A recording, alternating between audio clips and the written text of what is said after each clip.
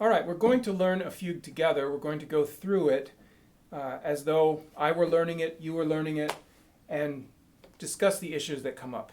And I would like to look at the C-sharp minor fugue from Well-Tempered Clavier Book 1. I really dig this fugue. I think it's really cool. We'll see why as we go. First of all, C-sharp minor, 4 sharps. The prelude, by the way, is absolutely phenomenal and worth your time, worth the whole video series, worth a semester of thinking about it. But we'll just talk about the fugue. Five voices. So let's take a look at the exposition and just look at how these voices work. So let me take a go at it here.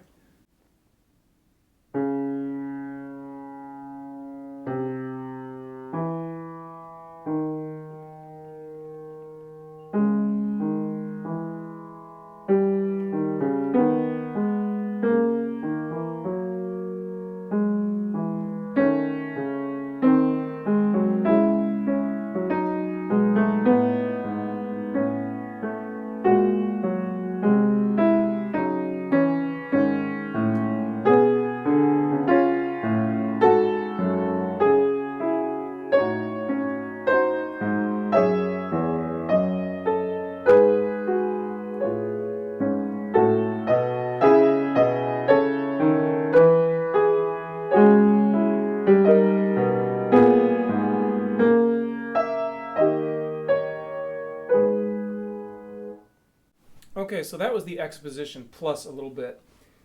What we have, the first voice, of course, at the beginning, on the tonic. And by the way, this subject is nice because it starts on scale degree 1, so it's easy to identify when it comes in. It's also on a strong beat. So there it is. The second one comes in almost right away in the 4th measure, and it is on the dominant.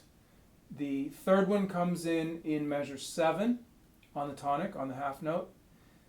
So 1, 5, 1. Then we go a while. We go several measures. Little extra space there so that 8, 9, 10, 11, 12. In 12 we get the next voice, the 4th voice, in the upper voice on the dominant. And then 2 measures later we get the tonic. So this is in 14. So they are in the supposedly correct order of 1, 5, 1, 5, 1, because there's 5 of them. 1, 5, 1, 5, 1. Also, they're in ascending order from bass kind of coming up, which is not unusual. It's just nice to be able to track where they are because it's not some weird zigzaggy pattern. So this is great.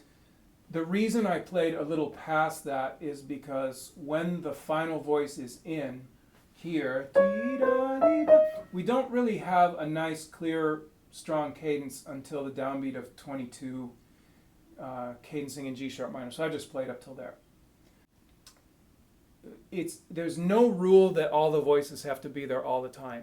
The fact that it says 5 voices doesn't mean you're actually going to hear 5 voices all the time. And in fact, if you go through this fugue and look at how many voices are actually sounding, it's mostly not 5. It's mostly not 5. So the idea of voices is not so much that they will always be there, but that we're going to hear their entrances. Like actors on a stage, when they come in, this one makes an entrance, ta-da! And then another one up on the balcony, ta-da! And another one comes out a trapdoor, ta-da! Well, we remember those entrances because they're very dramatic. What we might not notice is if the spotlight went off of one of those guys and that actor slipped backstage and left. That's not so noticeable when voices leave. It's noticeable when they enter. So, fugues do not imply that voices will strictly be there all the time. A lot of 3 and 4 voice fugues go down to 2 voices in the middle for a while. So, that's something that's just going to happen. That's totally normal. Less strict than we thought, okay? Let's notice something else. The subject starts with a whole note. Here we go. Okay? And then 7, 3, 2. Then the answer is exact. Okay? So that's known as a real answer. The next entrance the first voice gets cut short. It comes in only half as long. And that's simply because it's not harmonically convenient to have that long whole note. It's easier if you shorten it.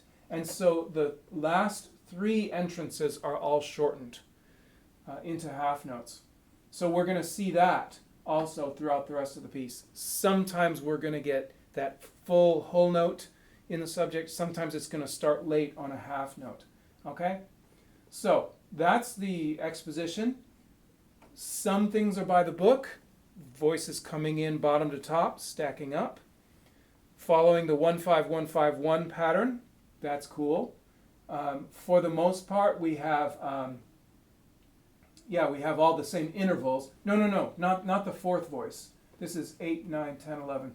Measure 12, the fourth voice, the intervals are janked a little bit. Instead of, it's, okay? And that's to fit what's going on harmonically. He's actually taken a little move toward the subdominant harmony here. And so this is a great example of the fugue entrance being on the G sharp, but it's not in G sharp minor. All right? Just because it's on something doesn't mean it's going to be in that. Sometimes yes, sometimes no. You got to stay loose about that. So that's a very good example. But all the other ones, I believe, are.